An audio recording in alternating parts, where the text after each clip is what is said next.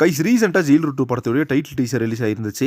But என்னோட expectation அப்படின்றது பார்த்தீங்கன்னா ஜெயிலர் 2 படத்துக்கு கொஞ்சம் கூட கிடையாது. ஏன்னா ஜெயிலர் 1 வரும்போது அந்த படம் வந்து எப்படா ரிலீஸ் ஆகும்னு சொல்லிட்டு யாரும் எதிர்பார்க்கவும் கிடையாது. அந்த படம் வந்து எப்படா ரிலீஸ் ஆகும்னு வெயிட் பண்ணவும் கிடையாது. பட் அந்த படம் பார்த்தீங்கன்னா ரிலீஸ் ஆனதுக்கு அப்புறமா 650 கோடி வசூல் பண்ணதுக்கு தியேட்டர்காரங்களே பயங்கரமான ஆச்சரியப்பட்டாங்க.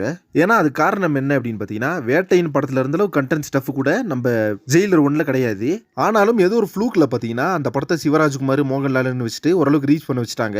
பட் பார்ட் 2 பார்த்தீங்கன்னா எப்பவுமே நம்ம தலைவர் நம்பவும் மாட்டாரு, பார்ட் 2க்கு வந்து போகவும் மாட்டாரு.